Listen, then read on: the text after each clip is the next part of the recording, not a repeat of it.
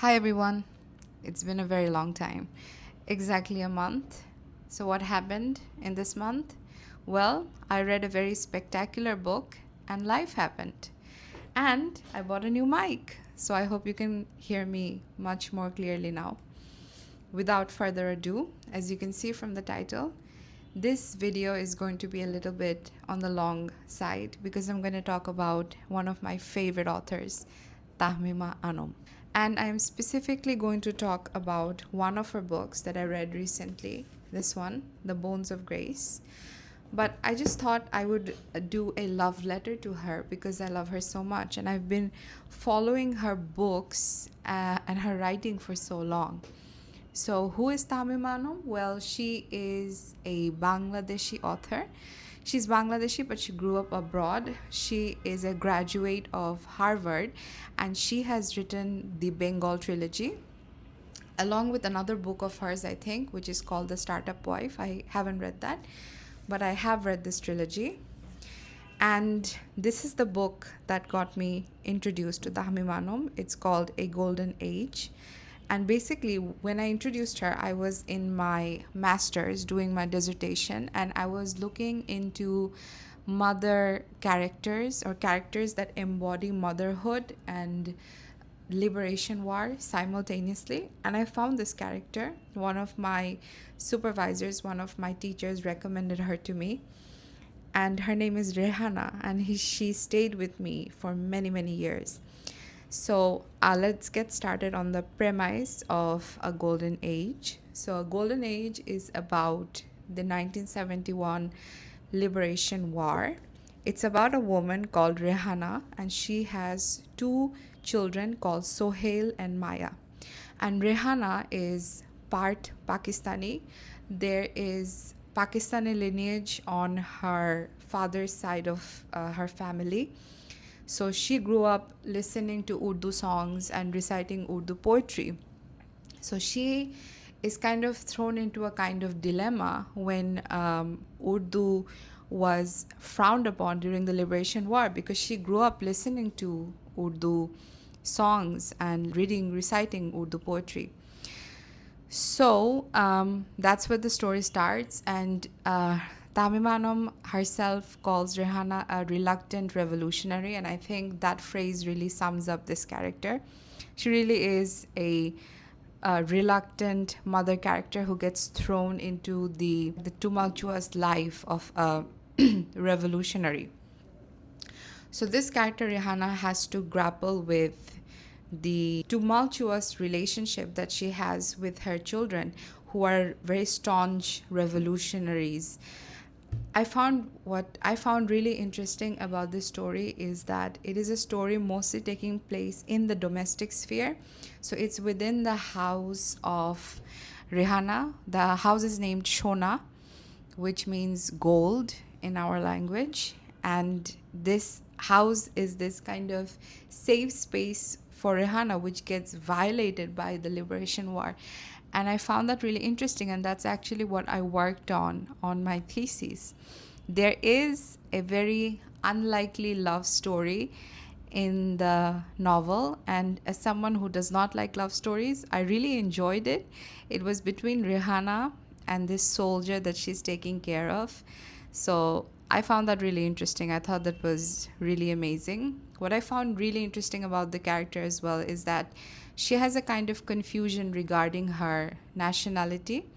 And I think that really comes across from Tahmima Anam. When she talks about Bangladesh, she talks about a kind of love-hate relationship with her country. And that really comes across in A Golden Age. I loved it. This is one of my favorite books that I've ever read.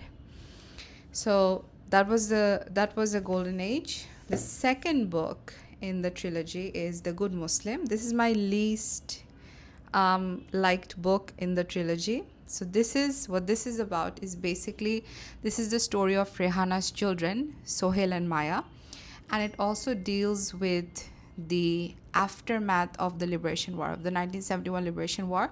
What happens is that these two children of Rehana go in two different routes. Maya becomes a kind of atheistic person. She's not exactly an atheist, but more probably on the agnostic side. and Sohail becomes a very fundamentally religious and a very dogmatized person. So it deals with religious dogmatism, it deals with atheism, and there's not a lot of things that happen in the plot. The plot is mostly absent. Rehana gets cancer and she gets cured from cancer.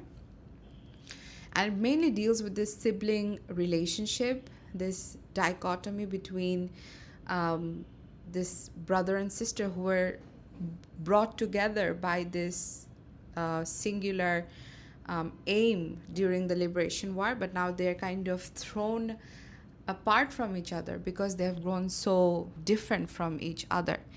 So that was interesting, but the problem with this was that it was really slow and there wasn't a lot that was happening. And I think just writing wise, it came across as the weakest. It's still a pretty good book because it's Tahmima Anam and she writes amazingly. But it's a slow read. It's an okay read, I would say. I gave it probably 3 stars. And the last book in the trilogy is The Bones of Grace. This was a hefty one. And this one I read the first part of it. It took me a while because the first part is a love story. And I, again, not known for loving love stories. But the rest I completely flew through. So what is The Bones of Grace about? It's about the daughter, the adopted daughter of Maya Hawk, the daughter of Rehana. So this is a 3rd generation story and it's situated in 2017 Dhaka. So it's situated in a modern sphere of Dhaka. So the story is about a woman called Zobaida Hawk, who is again adopted, as I have mentioned, and she becomes obsessed with the idea of finding her lineage. So this comes later on in the story. What happens is that she goes on a quest to find the remains of the bones of a whale called Amboleucetus. If I'm not pronouncing that incorrectly, it's Amboleucetus. And this expedition fails miserably and she comes home to Dhaka. And she has a kind of directionless life where she kind of goes into a routine where she doesn't know what she's doing. She is kind of thinking back on the expedition of what could have been done for the expedition. And in the meanwhile, she falls in love with this American man, but she also has a very long high school sweetheart, like a childhood sweetheart in Dhaka. So she chooses tradition over love, and later she suffers. What I found really interesting about Zubaida is that she by no means is a perfect female character. She's not an angel. She does mistakes. She makes a lot of mistakes that are, you can't really overlook it, but that's what makes her interesting. And I love that part about her. There is a part about a character called Anwar, who's a laborer in Dubai, and that part was amazing. This Anwar character is connected to Zubaida somehow. If I tell you that, it's going to spoil the story. But that part was just amazing. I read that in one breath. I did not know that Tahmima Anam could write from the point of view of laborer. So that was really amazing.